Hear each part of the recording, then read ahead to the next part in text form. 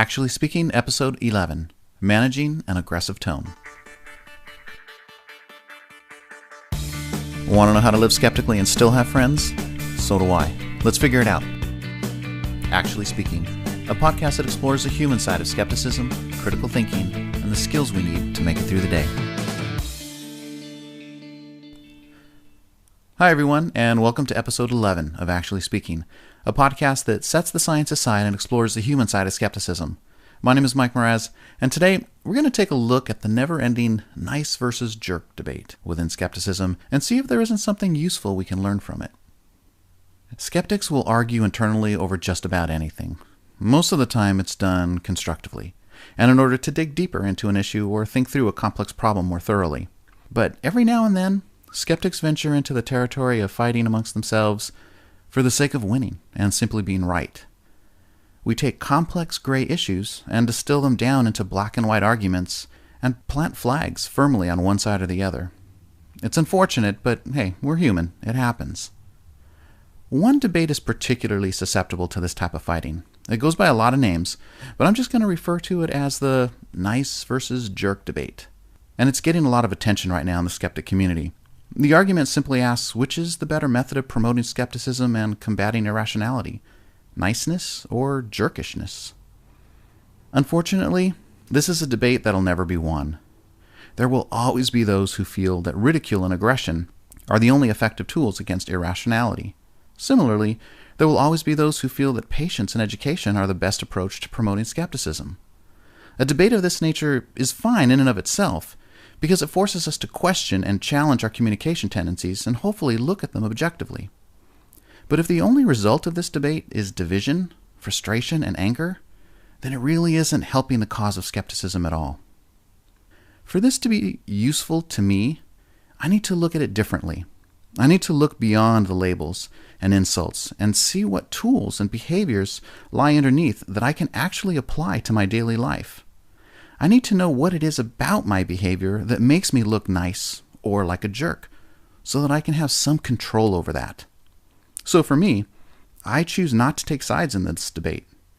If we remove the insults, I actually believe both sides are right and needed in order to effectively promote skepticism. But I don't say that for the sake of taking the neutral ground. I say that because I see within both sides of the debate a common set of tools being employed for a common goal. The problems arise from not knowing when to use them. It's like asking which is better, a hammer or a screwdriver. Well, neither, and both. They're both tools which have a very different purpose, but serve a similar goal of either building or repairing. Their effectiveness depends on the situation. You could list all the benefits of being a hammer that a screwdriver lacks, and you'd be right. The same can be done for the other side. But the argument rings hollow when the tool is advocated independent of the situation. Skeptical outreach and communication functions in a similar way. As skeptics, we have a common set of tools in our toolbox, but their use requires thought, experience, and judgment. If we want to be effective, we need to understand the tools at our disposal along with their appropriate use. Now, to the credit of both camps, Team Nice and Team Jerk, you'll often hear each side say that the other does have value in certain situations. But that's usually as far as it goes. That's too bad, because that is where the real value of the debate lies. What is it that the other side is doing that has value? And what are the situations in which it should be used? Those are the questions I want to hear answered. That is my starting point.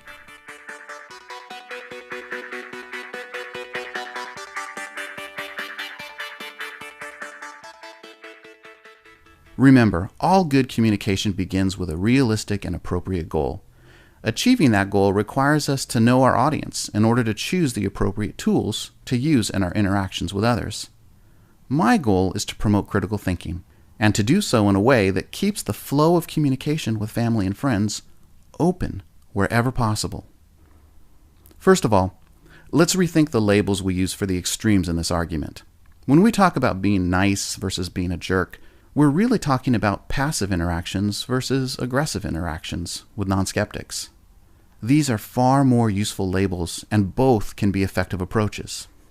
The labels nice and jerk really only reflect emotion, personality, and are basically our biases in label form. We don't need them. Our goal is neither to retaliate nor accommodate. It's to educate, and effectively. But navigating my interactions with others in terms of how passive or aggressive I'm being is still difficult. So for learning purposes, let's break that down further into 3 components that are easier to understand. In fact, imagine that your promotion of skepticism is like a machine with 3 settings that you can adjust from high to low as needed. The 3 settings are assertiveness, intervention, and discreditation. These settings serve as the mental model I use to help me navigate and adapt my style of communication to different people and different situations. They help me visualize and control my level of aggression. Turn all these settings to high, and your overall tone becomes more aggressive. Add insult and ridicule to the mix, and you enter into jerk territory. Turn all these settings to low, and your tone becomes more passive. Add inaction and avoidance to the mix, and you enter into the nice territory. Both extremes are useful, but as you might expect, we'll often find ourselves somewhere in the middle. So what is the variable that guides these settings? What makes me crank them up to high or down to low? Well, that would be the level of harm that's present. And that is going to be a judgment call, which will be different for each and every time. We just need to do our best with that one. Now, this isn't scientific or research-based in any way. It's just a model that I use to help me conceptualize simple factors which affect the tone perceived by others. It's a starting point. It's quick and dirty, nothing more. So let's look at each component more closely.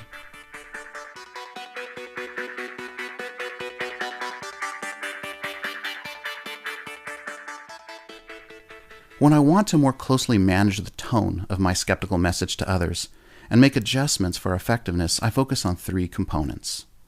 The first is assertiveness. In this context, I view assertiveness as the intensity with which I present my own skeptical positions relative to the positions of others. On one end, a calm discussion, friendly gathering, or a talk with someone struggling with their own thoughts on an issue might benefit from a lower level of assertiveness on my part. This doesn't mean my views or positions would be hidden. They'd simply be toned down so as not to drown out the spark of critical thought emerging in others. On the other end, a hostile individual, an online argument, or a blatant misrepresentation of facts might benefit from a higher level of assertiveness on my part. My own positions or contributions to a discussion are pretty useless if they get drowned out and go unheard by others. Being more assertive prevents this from happening. When we look at our interactions in terms of assertiveness level, it's easier to see that the context does matter. Arbitrary levels of assertiveness can be detrimental to the promotion of skepticism. You risk not being heard, or worse, extinguishing a spark of skepticism before it takes hold. I keep this setting on low for anyone new to the concept of skepticism, and I crank it up for those who make a conscious effort to drown me out. The second is intervention. My level of intervention refers to the degree by which I will intervene in the decision-making process of others. Assertiveness dealt with my positions. With intervention, I'm focused on how my actions influence the decision-making and learning process of others. On one end of the spectrum, we have a minimal intervention. This is where our influence is more passive. I serve as an active example of critical thinking. I listen and reflect back to others in a way that allows for their own self-discovery and analysis. I model the behavior I want to promote. Identify examples of skepticism currently at work in their lives in order to build upon them. I basically serve as a mentor. On the other end of the intervention spectrum, I will more directly and consciously interfere with a decision-making process when the urgency presents itself. I don't wait for things to be figured out when a greater degree of potential harm is present. I point out errors, I debate and challenge conclusions, cite examples of harm or negative consequences to lines of thought or beliefs. In some cases, I may intervene by talking directly to family and friends who might be in harm's way, or who might be able to assist me in spreading the voice of reason. Intervention should be used with caution. We can't make people think or believe things if they don't choose to do so themselves. the best we can do is intervene to minimize the harm and impact they may have on those around them. I keep this setting low almost all the time unless harm is both significant and immediate. Use of homeopathy to treat a child's asthma. A decision not to vaccinate for whooping cough when an infant is on the way. Or the use of chiropractic care as an alternative to vaccination are 3 recent examples of my needing to increase my level of intervention among my family and friends. The third is discreditation. This final area of discreditation, this is different from intervention in that it's directed at the credibility of an individual as well as the misinformation. This is also the trickiest to navigate because of its potential for misuse. On one end, we promote skepticism by trusting and empowering an individual in their ability to reason and think critically.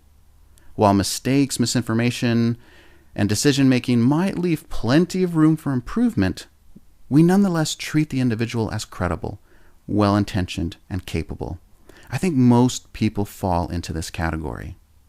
Unfortunately, on the other end of the spectrum is the need to discredit an individual.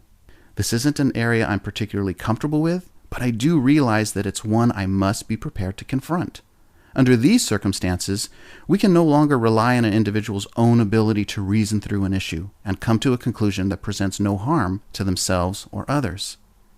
Our own ability to intervene has often failed, and a person is bent upon a course of action that defies reason and evidence and presents harm to others. When education, intervention, reason, logic, and appeals to compromise and communication are met with flat-out resistance and hostility, we are left with no other option than to discredit a source of harmful misinformation in order to protect others. Among my family and friends, I view almost all of them as credible and capable individuals, deserving of my support and friendship. I trust them to use their own abilities in applying critical thinking to their lives with minimal assertiveness and intervention on my part. When my mother sees through a nutrition scam, I support that accomplishment. When my niece has questions about her commitment to religion, I trust in her ability to come to her own conclusions. For me, discreditation becomes a necessity when we enter the territory of Sylvia Browne or Jenny McCarthy, when an individual is openly hostile to reason, resistant to discussion, and has the means and influence to do harm. Hopefully we don't have many of these individuals in our daily lives, but some people come close, and I must admit, I have a couple within my circle of friends who have earned the level of aggression and discredit I now show them. So, this is my model for managing my level of aggression and tone as I live a skeptical lifestyle. I pay attention to my level of assertiveness, intervention, and discreditation. It's my starting point for better managing my tone and effectiveness, and I'm happy to adapt this approach as I learn more.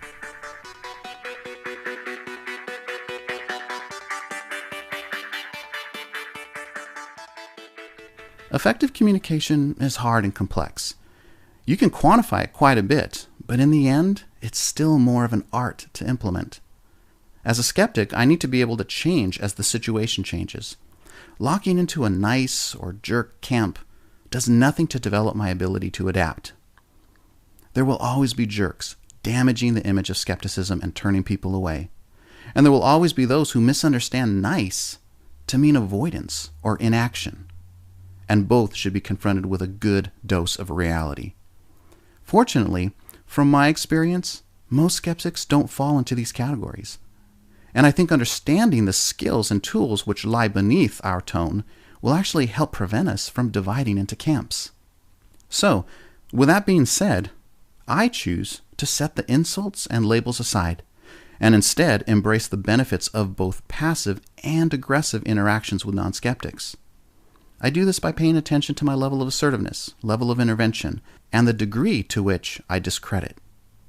My tendencies and comfort level may lean to one side of the spectrum, but my effectiveness depends on my ability to function on both ends, and that takes practice. Now, is my perspective on the debate based on science and research? Well, hopefully influenced, but otherwise, no, and I make no claims that it is. I'll leave that to others with the appropriate expertise. It's simply my attempt to understand the nice versus jerk skeptic within me, in order to more effectively interact with people when I walk out the door, go online, or answer the phone. What's important isn't that we see things in exactly the same way, but that we learn from the diversity of our interactions in order to better be able to promote critical thinking. So, when you see that skeptical hammer and screwdriver out there, don't worry too much about the differences in their design. Just make sure you have both in your toolbox and know when and how to use them. If you have questions, comments, or would like to share your own tips and ideas on living skeptically, send them to actuallyspeaking@gmail.com. You can also follow me on Twitter at twitter.com/factually. Thanks for listening. Argue internally over just about anything. Most of the time it's done constructively, and in order to dig deeper into an issue or think through a complex problem more thoroughly. But every now and then, skeptics venture into the territory of fighting amongst themselves for the sake of winning and simply being right.